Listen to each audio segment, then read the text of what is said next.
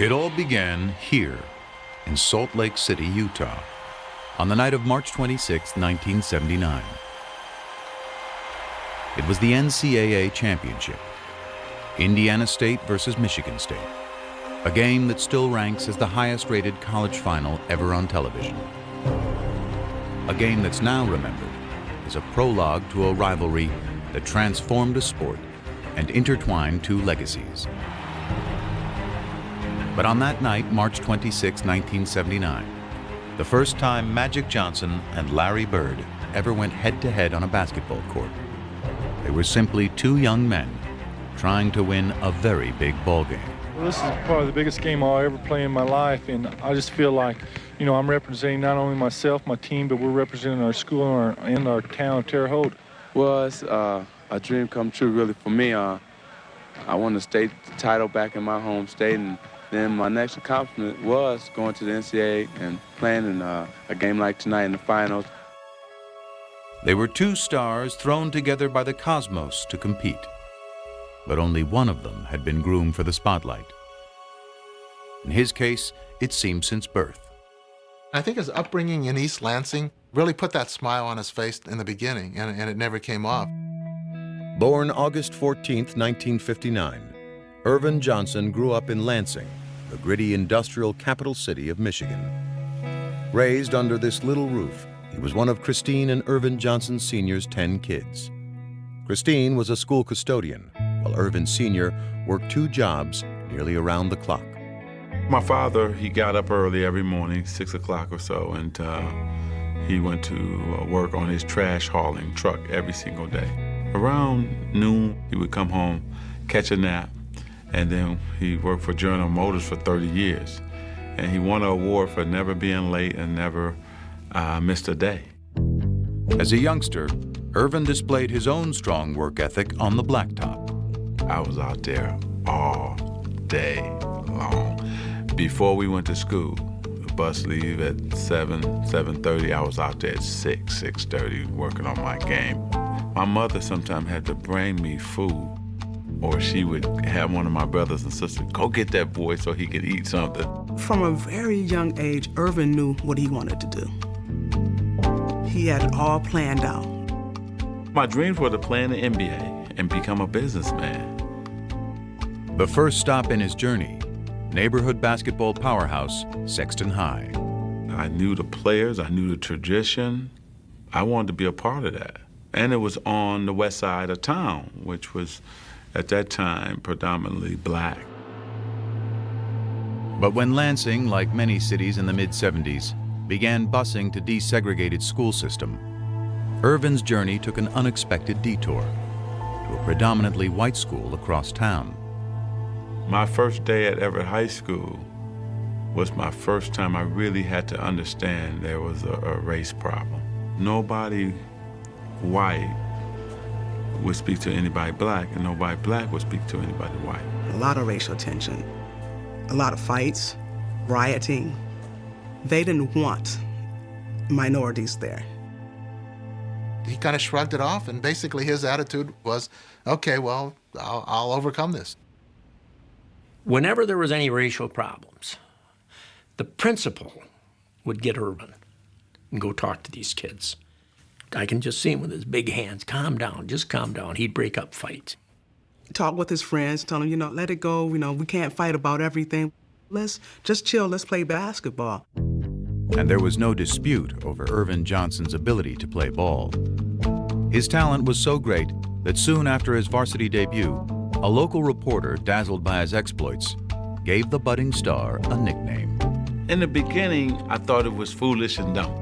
I didn't know nothing about a nickname. Then what happened was, you start saying, wait a minute, it fits my game. Hanging out with my boys on the street corners, we used to sing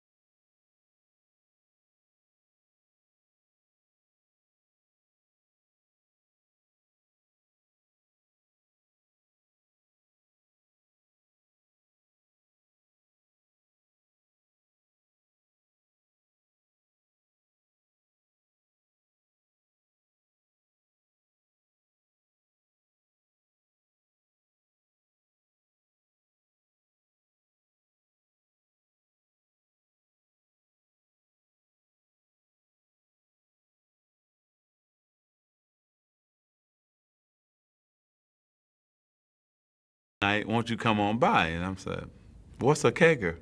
So he said, well, what it is, we get this big keg of beer, and you just go for it. Okay, well, what time does the kegger start? Because regular party time in our neighborhood is 10, 11 o'clock. The kegger starts at 7. I said, the party starts at 7 o'clock? And I said, okay, man, I'm gonna come to the kegger. We had a good time. The music was kind of bad, but we had a good time, you know. His senior year, Johnson did at Everett what he had planned to do at Sexton, win the state championship. And when it came to choosing a college, he decided to stay where the love would be assured, home in Lansing. Next year, I will be attending Michigan State University. At MSU, Magic's star quickly went national. But atop the college game, he soon discovered a certain presence beside him. The first time I saw Larry Bird was actually in a magazine. Saw his stats, blown away by his stats. But let's see if he can really do it against us. And that's always a mindset of black players if he's a great white player. In 1978, after his freshman year, Magic would quickly find out, when both he and Bird were chosen to play for Team USA in the World Invitational Tournament. They would put Larry Bird and I on the same team together to scrimmage, right? It was blowing my mind because he's dominating Jack Givens, Player of the Year in college basketball. Larry Bird is eating him alive. I couldn't wait to call home to tell my boys, man, this dude named Larry Bird is for real. This is the baddest white dude I've ever seen in my life. Well, I thought he was very good. There's no question about it. I thought he was probably the best guard on the team. Irvin Johnson, look at that. Oh! We didn't get to play a lot, but you could tell. I think our first game was in Kentucky. We got about a 10, 12-point lead. Man, they put us in. Went to 25, 30, just that fast. Fast break again, 3-on-2. Griffith. Wow! Look at that steal by Larry Bird. Take us out, the lead go back down, put us back in. That's Bird and Johnson. The show start again. When you play with Magic, there's just something about it. You want to make that extra pass. You want to get that rebound and start to break. We came down a couple times. I go behind my back, no look to him. He no look back to me, and I'm laying it up. I'm saying, oh, man. Here's that last play. Magic Johnson going in, drops off to Bird. Bird puts it back off, inside to Johnson. Super basket. This guy got game. They had some wonderful moments on the court, but they probably spoke to each other 4, maybe 5 times during that entire time period, and it was more like, hello, how are you this morning, Larry? I'm good, Magic. What'd you have for breakfast? Don't remember. Have a nice day. But such curtness was hardly strange coming from Larry Bird, who was not only one of college basketball's best players, but also its biggest enigma. I think he was a mystery to the extent that he wanted to be a mystery. He didn't enjoy doing interviews. He didn't go out of his way to do them. He wasn't particularly good at them. He was kind of like, hey, this is who I am. You want to know who I am? Watch the game. That's who I am.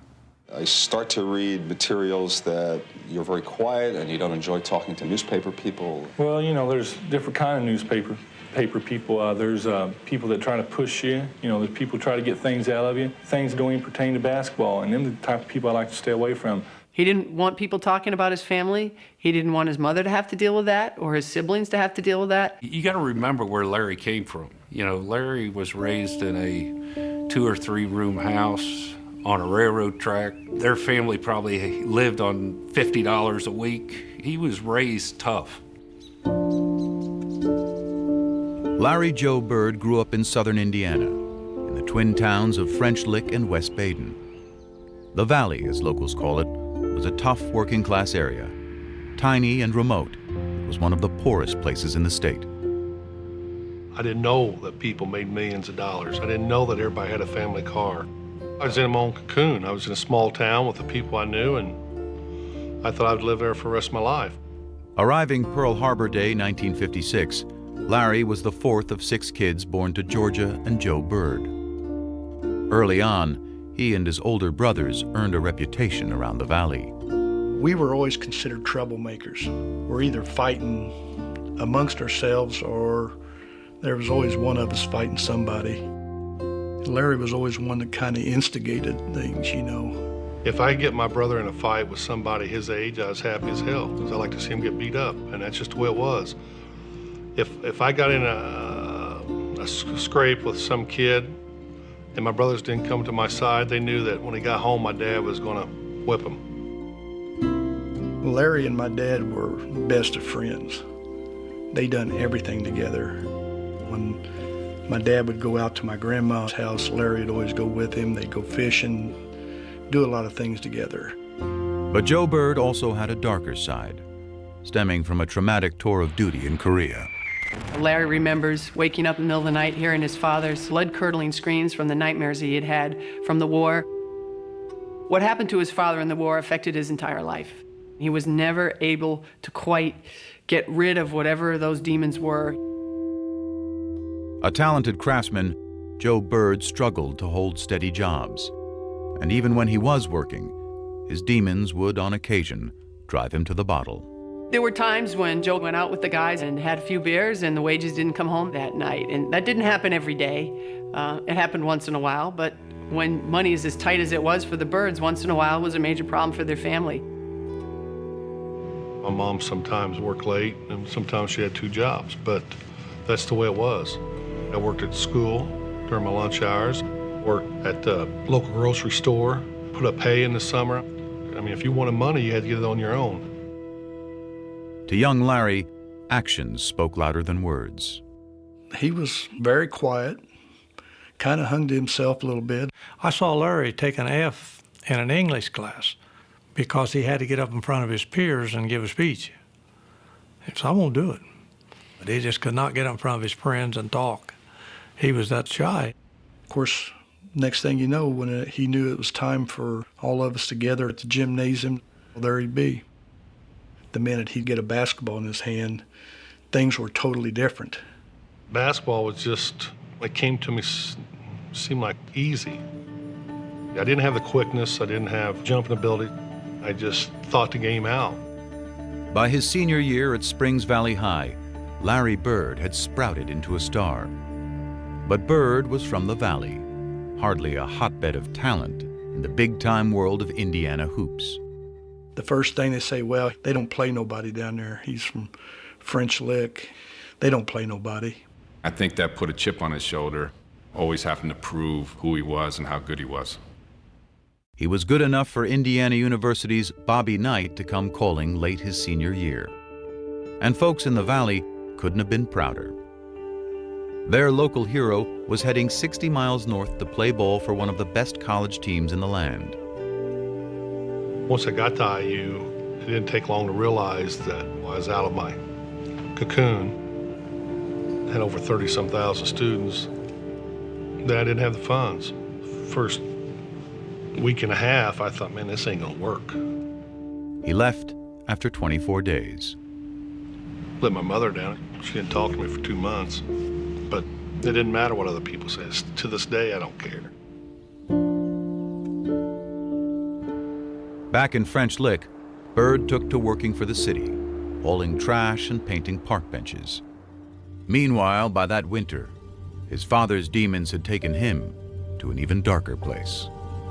By this point, Joe and Georgia were divorced, and he was behind in his payments to the family. The police came by, and of course they all knew him. So Joe said, hey, I need a few hours to get my affairs together before you take me away. So he called Georgia and he said, you guys will be better off without me, and I'm gonna take my life. And he put the phone down and he killed himself.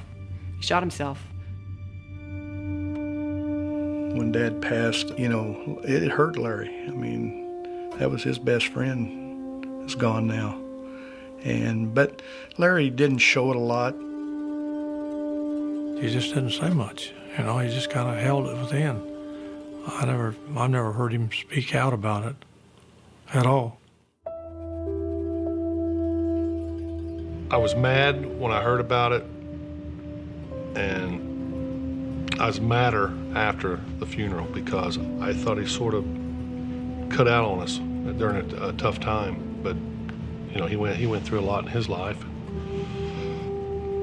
He did what he had to do. If Bill Hodges hadn't been as persistent as he had been, Larry Bird might never have existed in any of our minds. I believe that with all my heart. I really do. It was Bill Hodges, a young coach from Indiana State University, who convinced Bird to give college hoops another shot. So with a promise to his mom to graduate, Bird headed to Terre Haute and ISU, a school that never so much had been to the NCAA tournament. Once I started playing, it's the same old thing. You know, he's at a small school and he ain't playing against anybody, which is fine. Still dominated. Wherever Hoosiers gather, they no longer talk of weather. Indiana has a new state bird. Now his claim to fame is just the way he plays the game. Indiana has a new state bird. It's not the Cardinal now. Hey Larry, take a bow. Indiana has a new state bird. By the time he had led tiny ISU as a senior to a 33-0 record and a spot in the '79 title game, Larry Bird had become, alongside Magic Johnson, the talk of college basketball. Just a year after sharing the court on Team USA, they were back together. And the day before the big game, Magic couldn't wait to greet his old playmate. Indiana State was on practicing, and we were waiting in the tunnel. We got there early. I wanted to definitely say hello to Larry, you know. When they came through, it was like nobody was saying nothing. I wanted to go toward him, like his guys, like made sure that he didn't say nothing. And then they kind of started snickering, like, Michigan State, you in trouble. We're going to kill you guys tomorrow. I probably did snub him. I don't remember it, but I'm sure I did. I didn't want any, you know, like I call it love fest, hugging and slapping high fives with opponent. You're there for a reason. You're there to win a game. That just said it's on now. It is Indiana State against Michigan State. I'm Bryant Gumbel, and the fans here are going bananas. I mean, let's face it, if Larry Bird were black and came from Chicago, it wouldn't have been as big a deal. They were polar opposites. One black, one white, one outgoing, one shy. That was the charm of the attraction. The Bird against Magic. All of the superlatives have been used, and believe me, all of them have been warranted. Heading into the tournament, Magic was the bigger star. But by tip-off, it was Bird, having hardly missed a shot in the semifinal, who had become the focus of fans, and more importantly, of Michigan State. We actually had two men on Larry everywhere he went. There he is, Dick. Look at they have him sandwiched in completely. I'm surprised they didn't play a box on one, you know, 4 guys on Larry and 1 on the other 4, because they didn't have a lot of talent. You know, if you stop Larry, you pretty much stop them. Look at the pressure around him. 2-3 men, and he's short. I didn't play well at all. Biggest game of my life, I didn't play well. Bird, way short. I think our length and our size, our jumping ability was able to bother him. Bird hanging, can't score. I didn't shoot well, missed, I think 3 free throws. Larry Bird has had a cold shooting night. I battled him, but I didn't have it. Like a shot. Reloaded the pass. It's all over.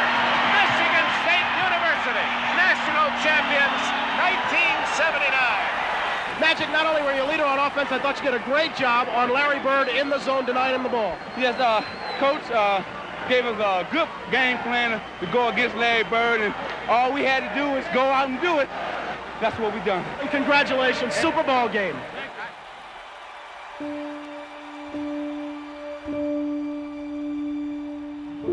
It was over, you know. That was my 4 years.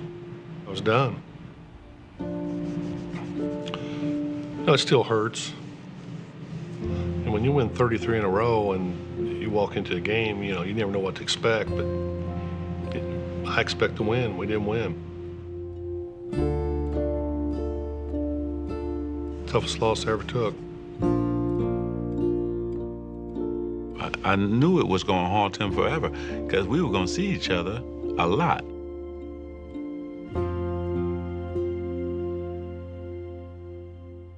The National Basketball Association, in its 33rd season, is troubled by diminishing crowds and declining television ratings, signs that fan interest may be waning. If college basketball was flourishing at the end of the 1970s, the pro game was crumbling. After the golden era of Bill Russell and Jerry West in the 1960s, a merger with the ABA in 1976 had led not only to new teams, but a new temperament. It was a new league with new times, with renegades, with individuals. There was an argument made, plausibly, I think, that it was too black a league for the United States of America in the late 1970s. You think about the Knickerbockers at the time. The running joke was it was the Knickerbockers. You know, that's what it was. It was the N-word. It's turning off a lot of white customers that are coming to the game, you know. Why? I think there's a conflict between the white and the black, and I don't enjoy going to basketball and seeing all black players. I mean, I think when they said too black, they meant not just in terms of color, but in terms of style. Let me get mine, and the hell with yours. Basketball for us was about the best moves. You wanted to be that big player that everybody talked about. You wanted to be the one. You didn't think about winning championships or team play. And those were just the issues on the court. The NBA had this image of an all-black league with a bunch of guys who did drugs. The teams were losing money, and they had no sponsors. And that's pretty much a death knell right there. It's a known fact that you need your white superstars. You just need more white ball players on the team for the white fans to identify with. And in the newest member of the Boston Celtics, that's exactly what the league appeared to be getting. There's hope he can help solve professional basketball's difficulties, which some say are compounded by a question of black and white. The great white hope. What does that mean? Well, you know, it's very hard to say because there's a lot of great white players around, and I just hope that I can just fit in as well as some of them that has fit in. He ran away from that designation. He made it very clear, almost from day one, that he was not the great white hope. You know, the great players are the black players, and they're the best. Such deference meant little to black Celtics like Curtis Rowe, Sidney Wicks, and Cedric Maxwell, who looked at Bird and saw not the great white hope, but another case of great white hype. He didn't impress me no more than any white guy I've ever seen play before. I think that you would say that most black players at the time were racist, in the sense that we did not think that you could find a white guy who could play better than any black guy. When I walk in the first day of camp, them guys were on the floor stretching, and here comes the white savior, here comes this, here comes that. I sort of enjoyed it because I knew I was going to battle them all day. But Curtis and Sidney didn't last long. They didn't even make it through the first practice, and they were cut. So then it was just Cedric. I'm thinking, oh, he's slow, he can't get off a shot. He's not that strong. This is gonna be a layup. Bam, knocks down a jump shot. Okay, maybe that was luck. Gets the ball again. Bam, knocks down another jump shot. Now I'm thinking like, okay, hey, you know what? I'm gonna D this guy up. I'm gonna show him his life. 20 feet away, bam. 25 feet away, bam. My mind just goes to the, damn, this white guy can play. It was a good thing, too. The storied Celtics might have been the winningest team in NBA history, but they were fresh off their worst season in 30 years. And in Bird, they had a player who was not only supremely talented, but tough enough to take on any challenge. You know, I always played like everybody in the world was against me. I thought everybody was against me. I used to think up things to get me rattled before a game. He knew how to fight. I know that from off the floor. One night, somebody was giving one of his buddies a hard time, and Larry went over and, said, hey, this is my friend, and this guy was a pretty good-sized guy. By golly, they go out back, and the guy turns and says something to Larry, and Larry hit this guy, and I caught him. Hit him so hard, I go, whoa. He was from the old school, and that's how he played. Larry Bird Plays it to the hilt, baby. Played the game hard, played rough. There was no frills about him. He came in, he threw elbows. There was nothing smooth about Larry. New Englanders like that. They're hardworking people. They like that that's how people view them, and that's what Larry was. Larry Bird follows his own shot. They also like winners. And when Bird led the Celtics to the NBA championship in just his second season, he was finally one of those too. Boston loved Larry Bird. It just wasn't so clear at first how much Bird loved the city back. There's only one place I'd rather be, French Lick. Thank you. Man, Larry was almost agoraphobic in his treatment of anything outside his hometown. He wanted to be the Wizard of Oz. He wanted to intimidate people and keep them at bay. The further we are away from each other, the more I like it. I had a nice little house. I had my little yard. I want to go from there to practice back. If we had a game coming up, I want to go there to the game and back home. It was all basketball. My whole life was basketball. If he was just sitting there with just me, you were looking around mumbling, trying to find things that we had in common that we could talk about. Now, we started talking about basketball, started talking about players. It was, it was great. U.S. history? Nope. We forced passes, we made errors down the stretch. Daily events? Nope. I made the shot, and from then on we was up by 2, and they had to get back in the game, which they did. Politics? Nope. Try to not do anything I can't do or do no more than what I can do. I just go out and try to do my basic game. He proudly dubbed himself the Hick from French Lick, and he looked every bit the part. But those who played him for simple did so at their own peril. One of the great ways, I think, of winding up with no money in your pocket is to think Larry Bird is dumb. Syntax is not intelligence. Unlettered is not stupid. He's got a great sense of humor. He just didn't show that to people. That didn't mean he didn't have it. He did, however, allow the public one small indulgence. You could come out on Saturday and watch him mow his lawn. Huge crowd started to stop. Larry Bird's cutting grass in front of his house. It's like he's mowing his lawn in the springtime. Larry is about doing things himself. And I think it's one of the things that made him so beloved in Boston. But as Bird navigated through his new world, he still had one eye fixed on a familiar foe in a faraway land.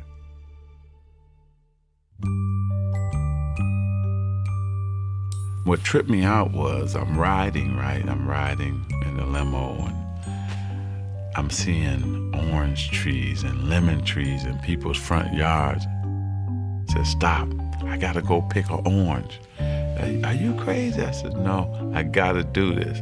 And so I ran up like a scared little kid, grabbed the orange and ran back to the limo. I'd never seen an orange tree. I'd never seen a lemon tree. I was fascinated.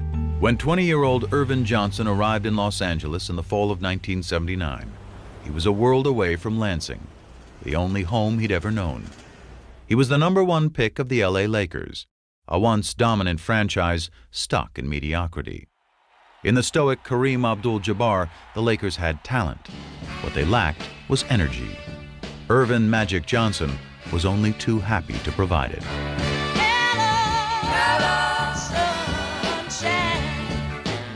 Lit the place up. Changed the franchise, changed the temperament. I changed it from the very first game. Skyhook up and good. Lakers win. Here it was, the first game of a long season against the lowly Clippers. And Magic was embracing Kareem as if they'd just won their 10th straight championship. It was like, man, this is a different kind of dude. From the day he arrived, he became the prince of the city. He reminded me of a guy who wakes up without an alarm clock. And that's what I used to always say. I want to be happy enough to wake up without an alarm clock because I want to go into my world.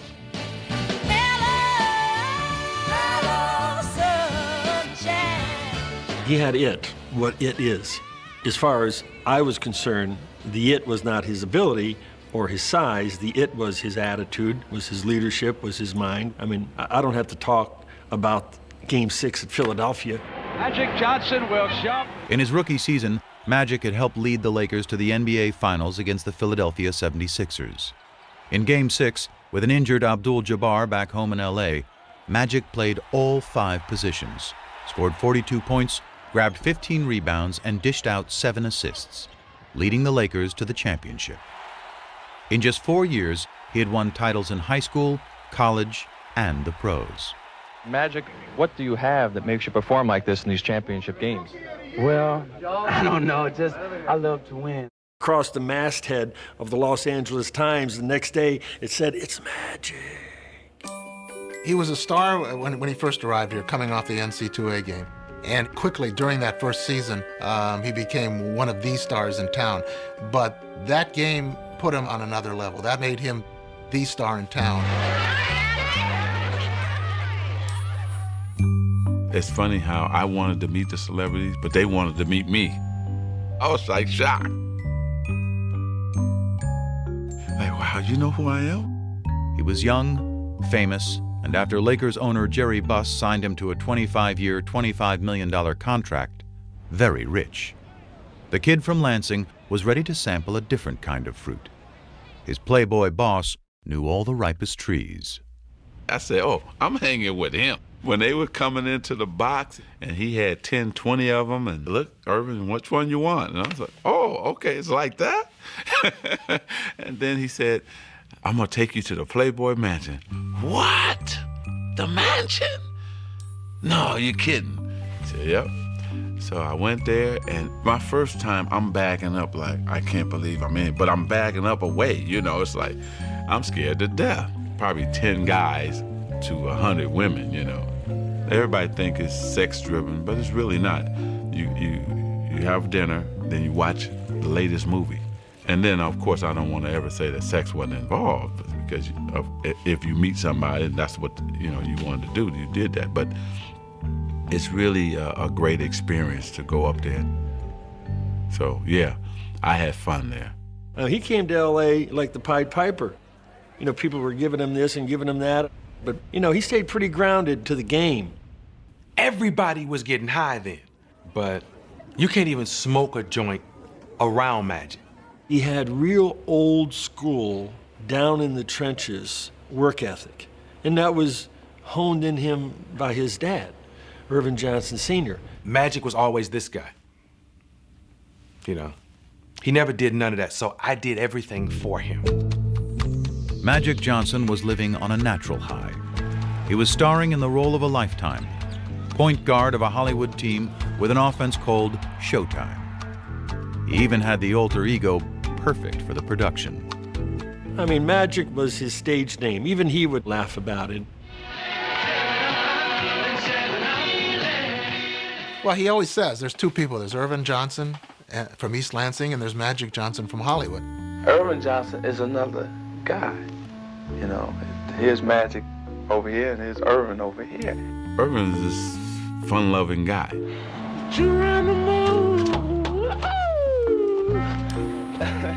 Magic was so serious and dedicated to his game, and he was a crazy, crazy competitor and a crazy man.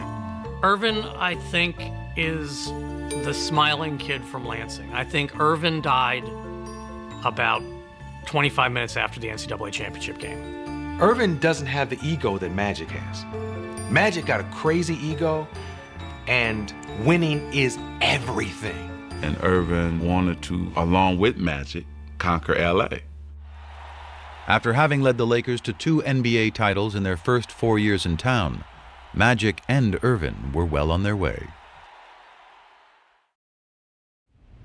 I think Magic wanted to be friends with Larry Bird. He wanted to be friends with him on the World Invitational Tournament, and Larry just wasn't very receptive. I think he wanted to be friends with him during the Final Four. Larry wouldn't even go over and shake his hand. So now Magic's saying, well, what's with this guy? Everybody loves me. How come you don't love me? And then they get to their rookie year, the first time they play each other, well, they have a very hard foul.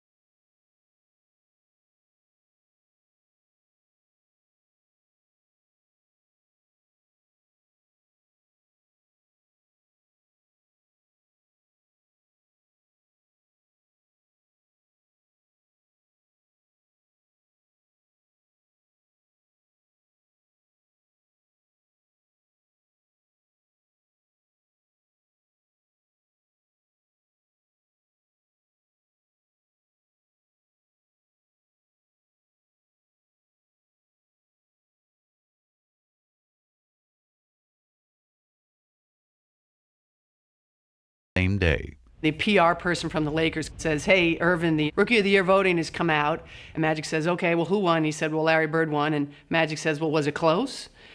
And he said, oh, no. He went out that day, yes, to try to win the NBA championship, but also to prove it to one Larry Bird. You know what? I should have been Rookie of the Year. Even though I won the championship, I still wanted to win the Rookie of the Year, too. He won that championship. I was pissed. I wanted one. But even after he had won one the next year, his obsession only grew deeper. I'd get up in the mornings and see what he did, because their games came on late. Then you look at the box score. I had to have him there for some reason. It's like a crutch, somebody I can compare myself to. I hated what was being said, that Larry was better than me, and I'm just a guy who can control the game. My first 4 or 5 years, that bothered me a lot. I didn't tell nobody it bothered me, but it did. Their competitive dislike emerged from a greater truth, that on the court, they were doppelgangers. Team-oriented stars who cared about winning above all else. Basketball savants who fused the substance of the 60s with the style of the 70s to create a new and exciting yet selfless way to play the game in the 1980s. Yeah, I'm gonna pass. But I'm gonna pass in a way to make you look like a jackass. They were so similar in the way they competed. I mean, they were two halves of the same brain. Same craziness to excel. I seen that first couple days I was with him. Basketball IQ off the chart. Seen the game a little different, most players. Playing the game the right way was everything. A lot of guys can just score, a lot of guys can just rebound. A lot of guys can just make plays. We can do it all. Larry and Magic could control the game with 12 shots. It was amazing. They'd be 7 for 12. They'd have 20 points, 15 rebounds, and 12 assists. And you go, man, the guy shot the ball 12 times and was the best player on the court by far. But I think it was tough at first. I don't think either one of them wanted to recognize that they had any equal anywhere in what they did. But they sure as hell didn't want to recognize that their equal happened to be that other guy. That's why we hated each other, too, because we knew we were mirrors of each other. I think for a while, the two of them had to come to grips with that. They had begun changing the game, but with continued low television ratings and tape-delayed finals, the league was struggling to get the word out. When the NBA and CBS signed a new TV deal before the 82-83 season, the rescue plan was simple. Sell more Bird and Magic, and sell them not just as ball players, but as arch-rival characters in their own dramatic saga. You got this slick Showtime African-American guy out west, and you got the lunch bucket, floppy-haired white guy with the bruises all over his body. It's central casting. It's perfect. I mean, this was like made in heaven. In 1979, this idea of Magic and Bird was created, and so that was sort of a no-brainer. We'd have a doubleheader. It would be the Celtics playing first and the Lakers playing second, and that's the way we did it. And when the Celtics and Lakers both reached the finals just a year into the new TV deal in 1984, it appeared the superstar investment was about to pay off. It was huge. It was probably the biggest moment the NBA had up to that point. You had Boston and LA, East against West. It had all the elements of a classic showdown. Including what was becoming the most inescapable element of all. Did we know that blacks and whites were lining up, the whites with the Celtics, the blacks with... Of course we knew that. Even in the Celtics' own backyard.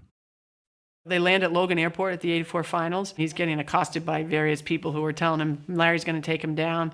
But this one older African-American gentleman comes up to me and goes, Magic, I want to wish you well. Good luck. I want you to crush the Celtics. And he said, oh, well, where are you from? He said, well, I'm from Boston. And he said, you're from Boston and you're rooting for the Lakers? I thought everybody here was crazy about the Celtics. And he looked right at me and he said, now why would I root for those white boys? Boston, after all, was a town still scarred by the ugly busing crisis of the mid-70s. A violent period of urban unrest during which white had been pitted against black. The resulting taint on the city nationally, coupled with a Boston roster littered with white players, affirmed to many black Americans that the Celtics were not the team for them. Even today, people said, you played with the Celtics, and I hated you at that time. I wanted Magic to win. I didn't want that damn Larry Bird to win. We had all these black players, but they looked at us because we had Larry Bird leading us, as a team that was white. They were perfect archetypes for what was becoming the biggest story in sports. But for the real-life players, the narrative was much simpler. It's finally going to happen. We get to go head-to-head again. It's just a matter of rolling that ball out there and let's get it on. Welcome then to the Boston Garden and the start of the NBA World Championship Series. I'm Brent Musburger. In each of the last 4 NBA World Championship Series, either Magic or Bird has competed. But this is the first time that the two have gone head-to-head for the title.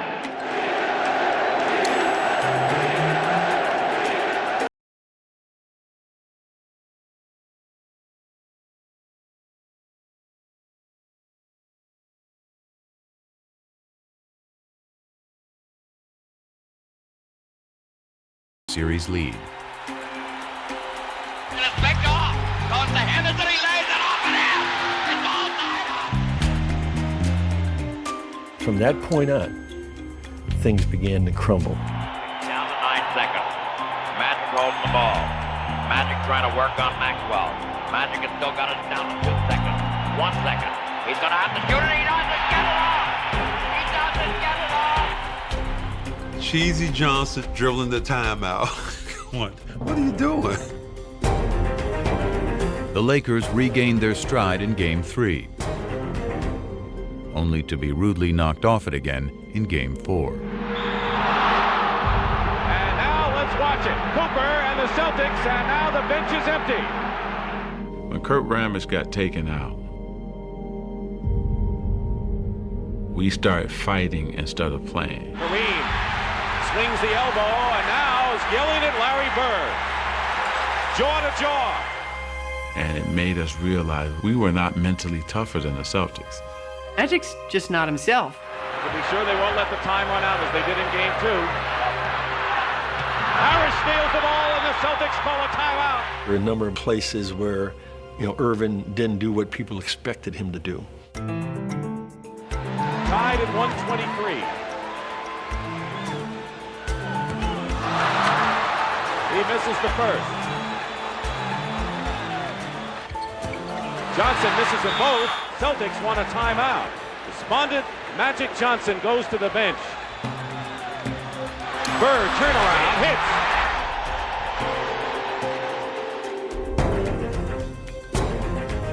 Game 5 went to the Celtics.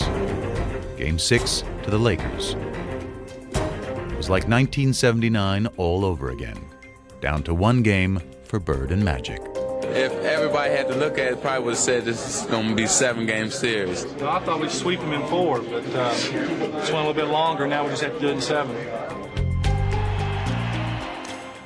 That's the only time I ever felt that. There ain't no way they're walking out here with a win. Magic Johnson.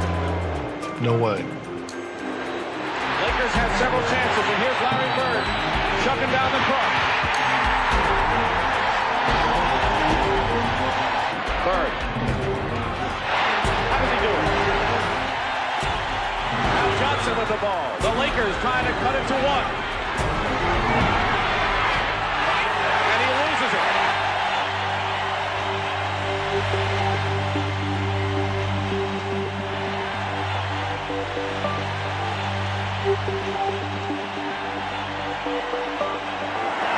The Boston Celtics are the NBA World Champions.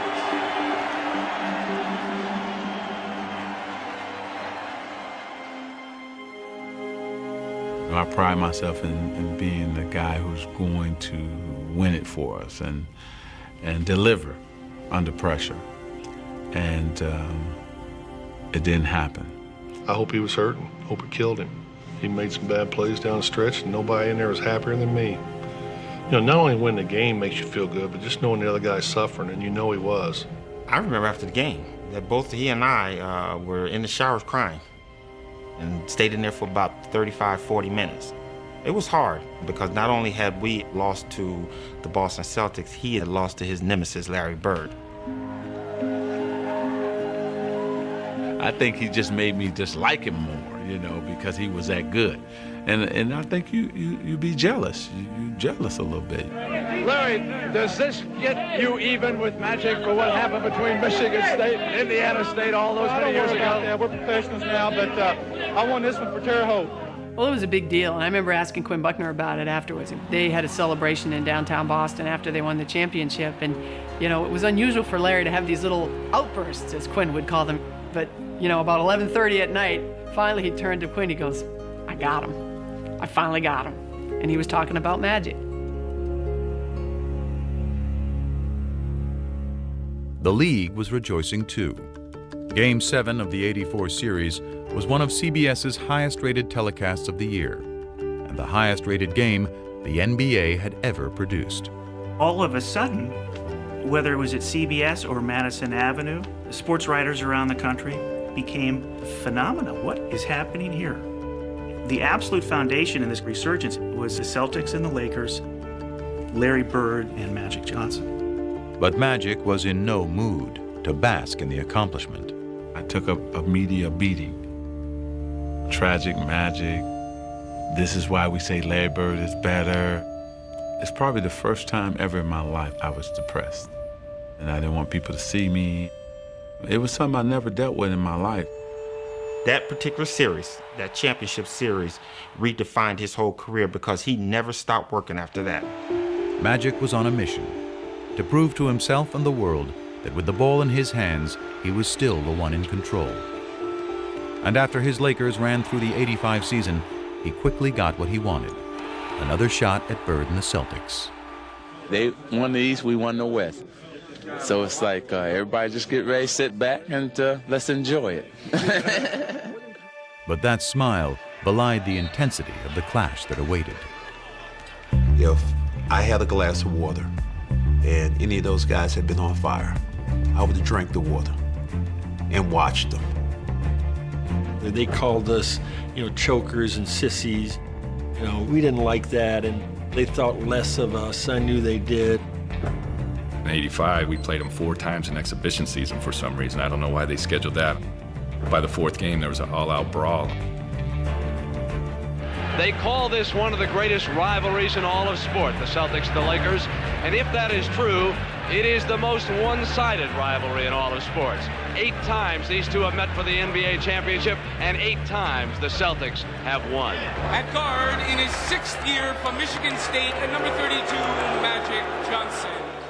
But in the '85 finals, Magic changed the script. Over 6 grueling games, he masterfully controlled the pace with all-around brilliance. He has a triple-double again. Behind their point guard, the Lakers finally knocked out the Celtics, winning the clinching game in the Boston Garden. 3 in 6 years, LA comes to Boston and wins the world title. Redemption for one Magic Johnson. It's a long year last year to wait for this moment right now. Magic had evened the score with Bird on the NBA floor, but the significance of their rivalry and their relationship was still just taking hold. You crazy. I said, you're crazy. I'm not shooting no commercial with Larry. So I said, okay, what, we're gonna shoot it in LA? I would never went to LA to film it. Well, where are we gonna shoot it?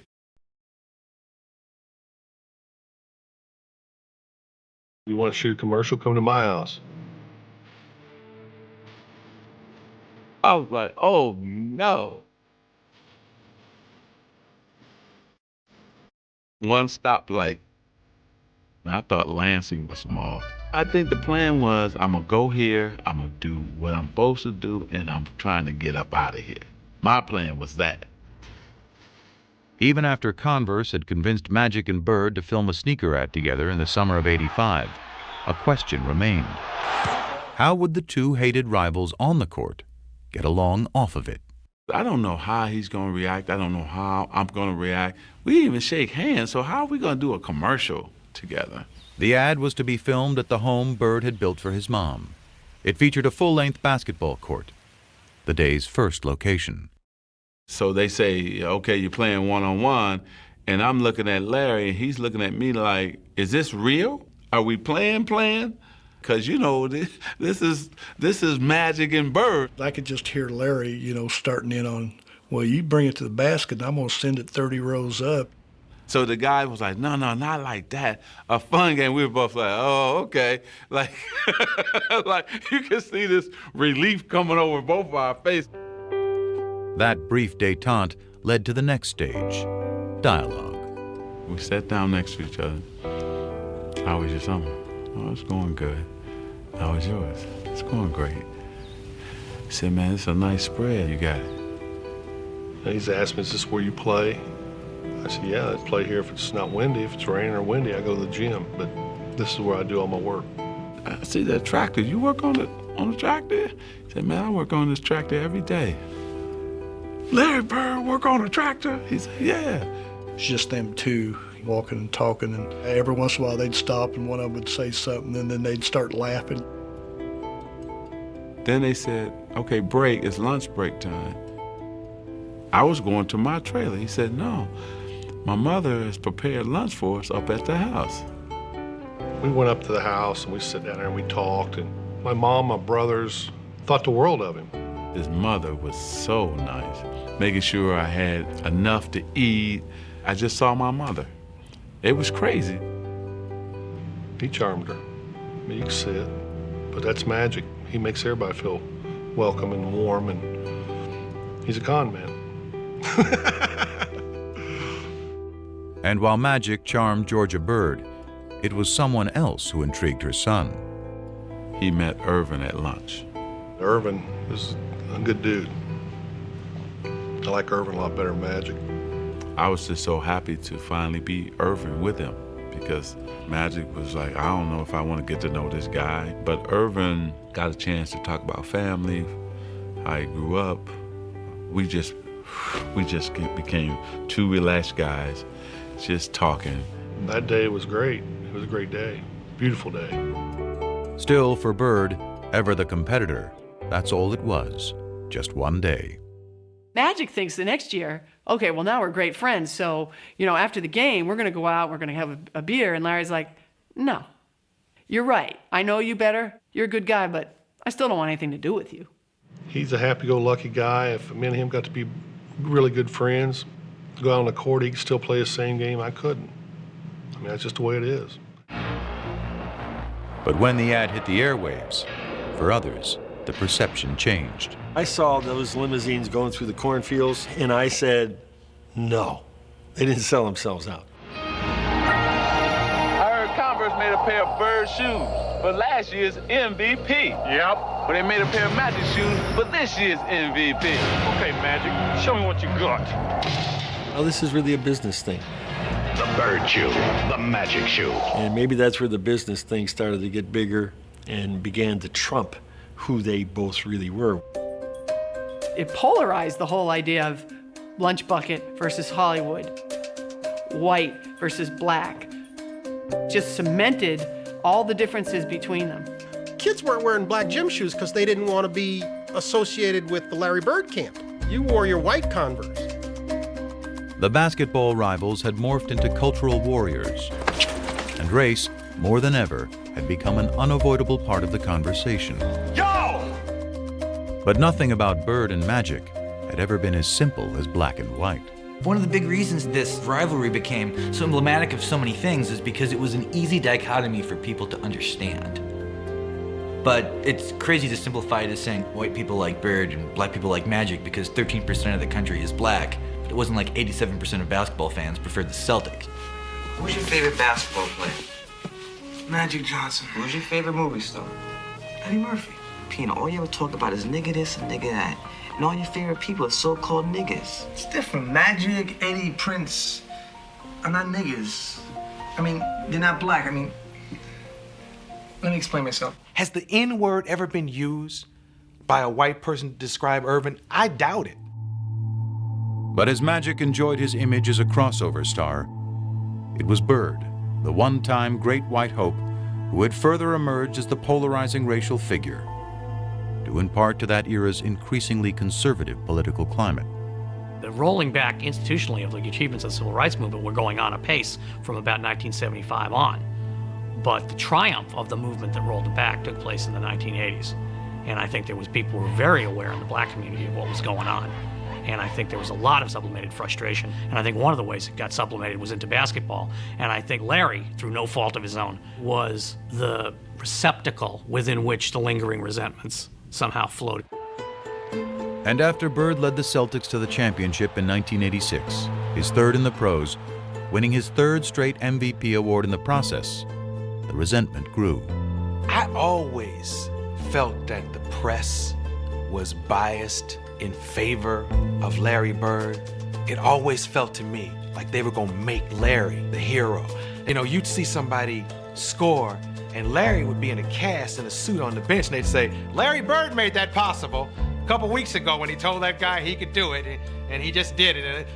They gonna get his motherfucker the assist and he not in the game? Not to be racist, but we have a white guy who's the best in the world. It's predominantly a black sport now, and you got a guy like Larry Bird who can't run, who can't jump, but can do everything out there. That don't mean nothing to me. It don't mean anything to me. It never has. I don't know why. I mean, am I doing something wrong here? Bird may have sought to avoid the conversation entirely, but the more he won, the less he could escape it.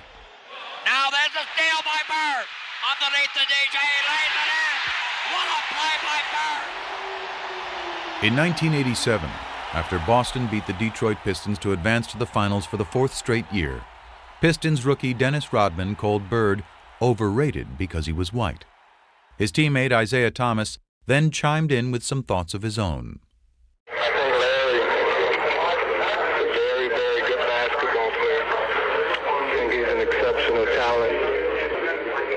But I'd have to agree with Rodman. If he was black, he'd be just another good guy. I can remember in the locker room, I think it was Jack McMullen came up to me and said, Isaiah just said, boom, boom, boom, boom. And I go, so? He didn't care. He didn't care. Everybody else around him cared very deeply in the days and weeks as it turned out ahead. I mean, the media made it out like it was something. But it didn't matter to me what Isaiah or Dennis Rodman said. And it still don't. It has no bearing what I do in my life. He doesn't see race. He really doesn't. And he could have. This guy grew up poor, white, in southern Indiana. Southern Indiana, the home, by the way, of the modern Ku Klux Klan. How he managed not to be affected by the cultural milieu that he grew up in is, I think, a miracle. To me, it's inexplicable. When I was in about 6th or 7th grade, I couldn't wait till school to be over because I knew over on the courts, the waiters from the hotel would be over there. They were black, older, and they let me play. You know, I always looked at that as I got an opportunity to play against a black man, and they treated me good. I couldn't wait to play against the best, and at that time, they were the best. And in 1987, as Bird vied with Magic to be the best, the flap over Isaiah Thomas's racially fueled remarks forced Bird to address his least favorite topic at the worst possible time. I had to go to a press conference when I was in LA trying to get ready to play the Lakers and tell people I didn't care, this don't bother me. The main thing is if the statements or whatever was said doesn't bother me, I don't think it should bother any of us. From playing all year, trying to get back to the finals and play against Magic, this was a distraction. Bird was facing off against Magic for the third time in 4 years. And if their relationship had softened, the determination to beat each other had not. As Game 4 proved, the level of competition between them was higher than ever. Bird played awesome down the stretch of that game. Trailing 2-1 in the series, the Celtics were down by 1 point in the final minute of the game. But Larry Bird wouldn't be easily vanquished. Open is Ainge. Bird goes for three.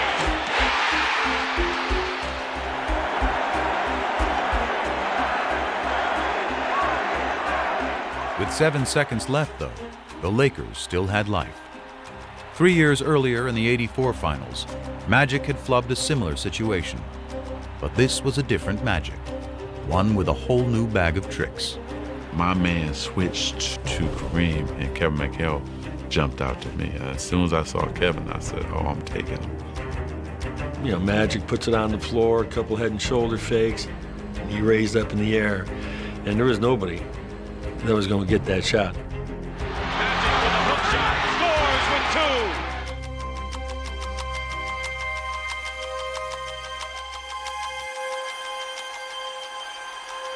I remember after they called timeout thinking, there's still a shot here.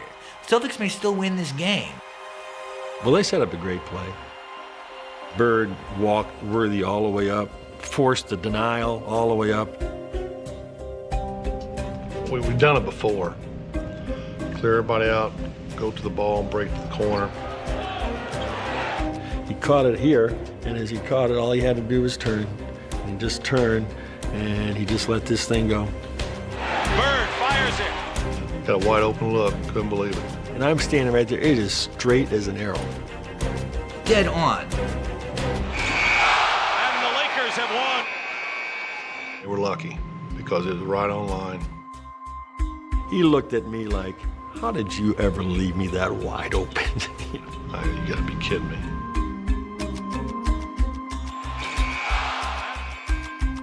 Changed the whole series. The Lakers won the series in 6, and in the aftermath of a year in which Magic had won his first MVP, the rivalry suddenly took on a new tone. Magic's just a great basketball player. He's the best I've ever seen, you know. Unbelievable. I don't know what to say. I was shocked that he said it, because I thought to myself, maybe this is the beginning of a new era that's not going to include him. It was the passing of the torch a little bit. After vanquishing Bird in '87, Magic wasn't done winning. The following year, he squared off in the finals against his good friend Isaiah Thomas and the Pistons, beating them to become the NBA's first repeat champions in 2 decades. By the dawn of the 90s, he'd won 5 titles, played in 8 finals, and equaled Bird's MVP tally of 3. But the more Magic won, the less Irvin seemed to be around to reap the spoils. Once I tasted the champagne and the championship, I wanted more of that and more of that. So Magic kept growing because we were successful. And the persona and all of that came with that. The Prince of LA was now the king. And in Hollywood, being royalty had its perks. What was Irvin Johnson's vice? Now, you know my publicist wants me to say winning. But women loved Irvin. Back then, before voicemail, they used to have these mail slots in the hotels where you leave your key. And when we get into a town, Irvin's mail slot would be so packed, and it would be just Susan and a phone number, Linda and a phone number, Joyce and a phone number. I mean, that was every city, every time. I was on top of my game as Magic, so I needed all that around me at that time. The women, the this, the that, Hollywood. Magic was living in a context of sybaritic excess from the minute he walked in the door, and he developed a sweet tooth for it. Sex with several women at the same time. Yeah. Like I said, women have different fantasies. Some want to be with 2 or 3 at a time. You know, one time I had 6 at one time. That's just... I really do believe he looks upon Magic Johnson as a movie character he played. I think Irvin got overwhelmed in LA by what it meant to be a star.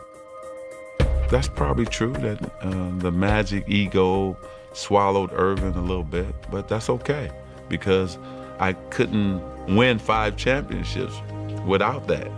Through all of this haze of women and money and fame and fortune, he still kept basketball at #1. He never seemed to lose that focus. Larry had 2 jobs his last 7 years of playing. It was playing basketball, and then it was him being committed to taking care of his back. He had first heard it in 1985, building the driveway at his mom's house back in French Lick. Larry decides to do it himself. This is Larry Bird, the superstar, out there breaking his back, literally shoveling gravel. And that was the beginning of a process. I would see him on TV laying down, and then they told me that he had to lay down on planes, different things like that. And I was like, wow. As Magic soared through the prime of his career, Bird was breaking down, his deteriorating back and punishing style of play proving an excruciating mix. From 88 to 92, it was painful to watch. It was painful to cover. Larry is quite ornery when he's not feeling well, which means he was ornery for those next 4 years. He could manage the pain in a way that very few people can do. There'd be days he could come in the office and he couldn't stand up straight. But even after 2 ruptured Achilles tendons and surgery on his back in 1991, Bird kept going to work. Product of a lesson learned many years before, seeing the swollen ankle of a man long since gone. Well, we don't know if it broke or not, but it looked broke to me. Had to go to work and had to get his boot on, and it took everything I had to help him get that boot on his foot. And he stood up limping, and he said, well, I'll see you this weekend, because he was working construction at the time. And I was pretty amazed how he could fight through that all week, then come home on the weekend, and it was black and swollen, and he'd sit around on the weekend and put that boot on and go again. If you get paid to go to work, you got to go to work. It was a situation that he was seeing almost daily. He had lost the structural stability in his spine, so it would slip into abnormal positions to try and lock itself to get an artificial stability. That's like getting your finger stuck in a door and somebody's still pushing on the door. So what we had to do was unlock his spine, realign it, do techniques that would hold that for 4 hours, 6 hours, that type of thing, and then he'd go play basketball.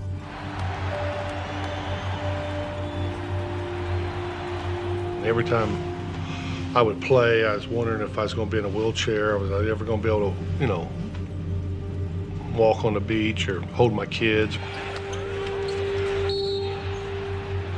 His pain and his quest for basketball became all-encompassing. Very few people really knew what Larry was living with, because this was Larry's issue, and there was no sharing of his pain. I probably should have retired in 88, 89, but it's that competition. Maybe one more chance, me and Magic could get together in the finals, but it never happened. I'm sleeping, really, laying down, just waiting on the game, and the phone rings, and the voice says, hey, you gotta come back to LA. And I said, okay, why? Well, I can't tell you until you get to LA. So I said, okay. 2 hours later, he was in the office of Lakers team physician Michael Melman.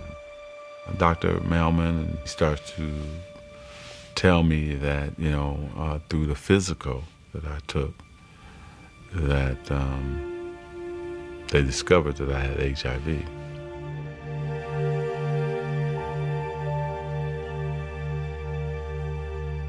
First time ever in my life, I'm such a control freak, right? Do things the right way. I'm out of control. Oh, it was everything. How is it possible? What happened? How did it happen to me? And my mind is racing, and then you're just devastated. Further complicating things, Magic had gotten married just 2 months earlier, and he feared the worst for his new bride, Cookie, who was pregnant with their first child. I don't know what's going to happen with my wife and my baby. I don't know what's going to happen to me. I don't have control of the situation, and I was lost just for that next 2 or 3 weeks. And after Magic learned neither his wife nor his unborn child were infected, he began revealing the news to his inner circle. The phone rang, and it was Magic's agent, Lon Rosen. And he said, Irvin's looking for you, call him. And I said, I'll call him when I get to Paramount. And he says, call him now. I said, Lon, I'll call him when I get to Paramount. I'll be there in 20 minutes. And he said, you gotta call him now. Irvin's HIV positive. I remember I was sitting on the bed. I remember standing up at that point. And I said, how is that possible? I'm thinking Irvin's gonna get skinny and die. I mean, literally, that's what I thought. Irvin's gonna get skinny and die. The first person I thought of was Larry. I wonder what Larry thinks. The day that I heard about Magic, it just sort of changed my love for basketball. It shook me up. You know, you get that feeling, probably the same type of feeling I had when my father died. He wants to understand why, you know, how can I talk to him? I need to speak to him. It was just really important for Larry to talk to him. You know, it's sort of, I don't know. I wanted to hear it from him, probably didn't believe it. Called me and we're talking, you know, it's just, how you doing? I heard about it, and you can almost hear both of us with some tears in our eyes. And I'm choked up because he did call me. And, you know, when something happens,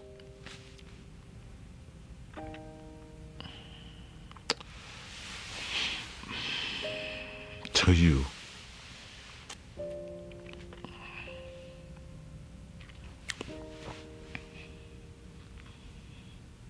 and then you find out who really your friends are and people who really care about you.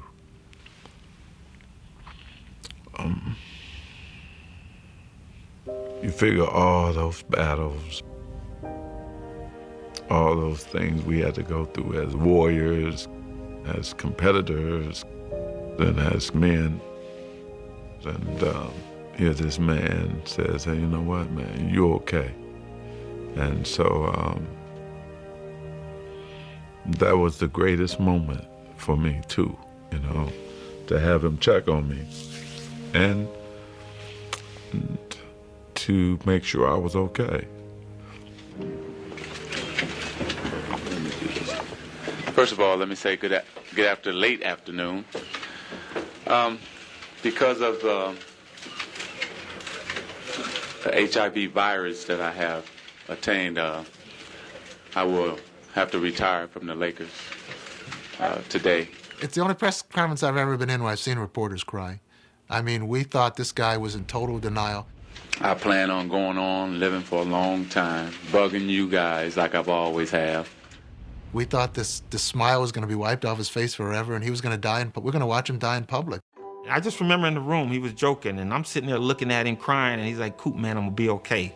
I'm going to be okay. It's going to be all right. I am going to go on, I'm going to beat it, and I'm going to have fun. Sure, come on. You're going to beat this? And to him, it was a contest. Larry Bird and Magic Johnson, AIDS and Magic Johnson, he's same thing. It's just a different game, different rules, but I'm still going to win. He wasn't planning on going nowhere.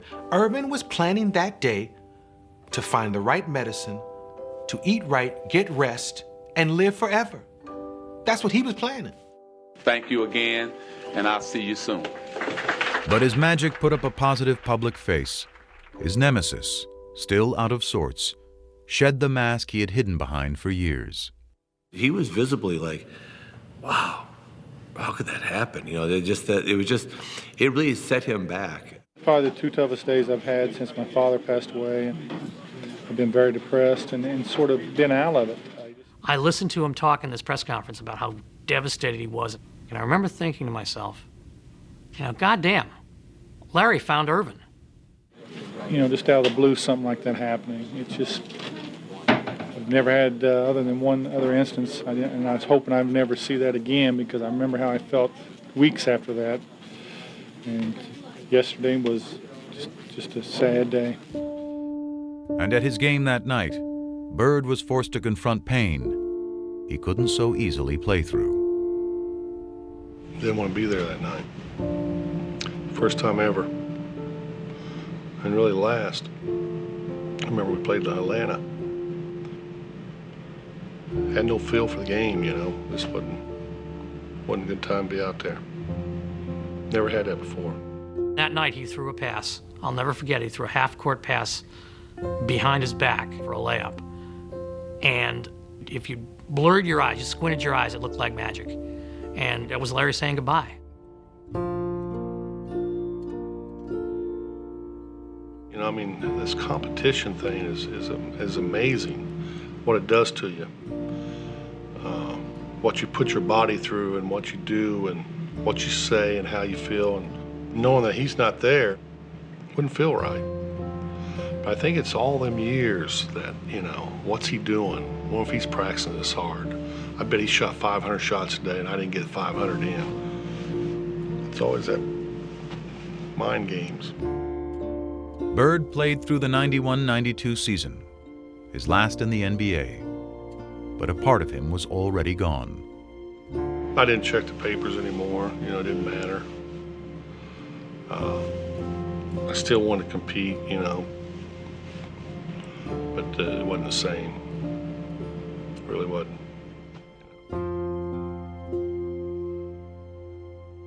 With the exception of that year when he was called Tragic Johnson because on the basketball court things didn't shake down properly, this is the first time I'm hearing ignorance, hatred, vicious, nasty things. There was some of my former teammates who had their own little things that they were talking about and why this happened to me. You know anybody else that's heterosexually got it? Come on, man. You're in denial. I've been called gay, faggot, Irvin's lover. I've been called all that shit. Lon Rosen got a call from Isaiah Thomas asking, you know, I keep hearing Magic's gay. And Lon said, well, for crying out loud, you know better than anybody he isn't. You're one of his best friends. And he said, well, we don't know what's going on in Hollywood. And the fact that Isaiah was questioning why he got this, I think it was really, really hurtful to him. He used to say, you know, I don't want people to stop shaking my hand and giving me my hugs. He loves to be loved. And that's what bothered him the most, that people would change in relationship to him. He would show up at the Lakers facility to work out and to shoot some baskets, and he'd try to engage his teammates and say, hey, you want to play a little one-on-one before practice? And, oh, geez, no, I can't. I got to go get taped. Or, oh, geez, I got work to do. I got to do something else. The worst thing of all of this, that I couldn't play basketball. I don't even think dealing with HIV, it was I couldn't play. The game, the surroundings was his whole world. That's his personality. When you take that away, you know, you're hurting. I knew he was hurting in a big way. The only sex is safe sex, and that's no sex. As basketball went on without him, Magic performed ably in his new role as HIV educator and spokesman. I'm helping every way that I can. But he still pined for the arena, which had made him a star. So when he was invited to play in the 1992 NBA All-Star Game, he jumped at the chance, promptly stealing the show and winning MVP honors. But that was just a warm-up for the encore Magic had up his sleeve. He's not done yet because we're going to go to Barcelona and bring back the gold for everyone here in the United States. Thanks, man. For the first time ever, NBA players would be competing in the Olympics. And Magic, armed with a message, was not about to miss the show. It would have proved to people that you were not going to get the disease playing against me. And then also for me too, personally. You know, it was therapy. It was a way to say, man, yeah, you get to do this one more time. There was also one other perk. I think playing with Larry was very important. That's something they talked about. I mean, he was going to be on the dream team. He was going to be with Michael. He was going to be with Barkley. But he was going to play with Larry. Magic kept saying to him, I just want to get you out on that court one more time. Let's just have one more sequence like we had all the way back in 1978. But it was interesting that with Magic being the one that was HIV positive, he felt great. He was in the best shape of his life. I got a smile on my face. He had worked so hard to make sure he didn't go there as a token player. And here was Larry, who couldn't even practice, who could barely move. But you know what? Didn't matter. We were still together. You know, didn't matter.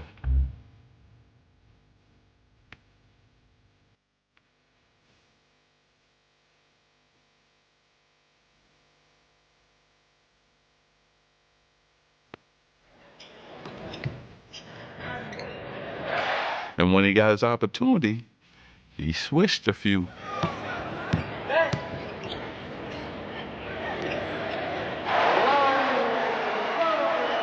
Now, who's taking the last shot with the game on the line? When I got my opportunity, I still was Magic.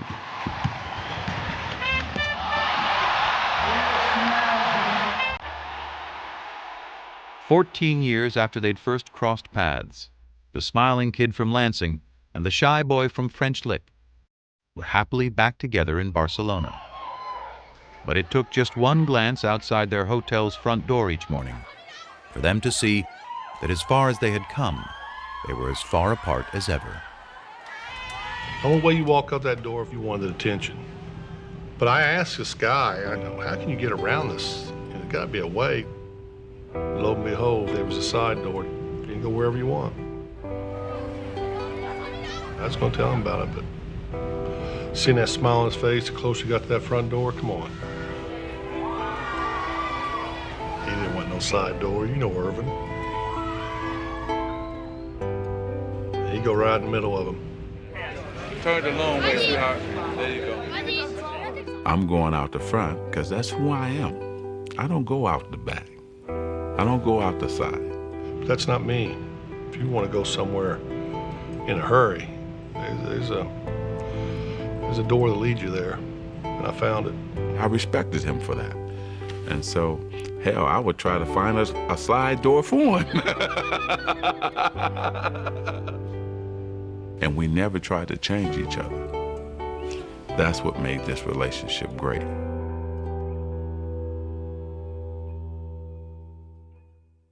One of my pet peeves always is when people say, oh, Michael Jordan saved the NBA. Bullshit. Bullshit. Magic and Larry saved the NBA. That's who saved the NBA. Magic and Larry. Magic and Larry. Bird and Magic. To the millions who once watched them, now more than ever, they are inseparable. A pair of athletes thrown together by the cosmos to compete. A pair of men who discovered a bond in the midst of that competition. Decades removed from the height of their rivalry, their bond endures. Two impossibly different men with a connection only they can fully grasp. It's almost like a private little club, and only the two of them are in it. And every once in a while, they need to show up to have a reunion and pay their dues to each other. But they don't need the day-to-day contact that most friends need. It's just not that kind of relationship. But I always get this good feeling when I know I'm going to see him because he makes you feel good. You know, he really does. He's unbelievable. He's very private, but if he's your friend, man, you got a friend for life. And Larry Bird is a straight shooter. He'll tell you when he don't like you. That's one thing I wish I could have from him, that he has that I don't have. I wish I had that. I mean, he walked in here, this whole room would change, and maybe that's what I always wanted to be, but I just couldn't.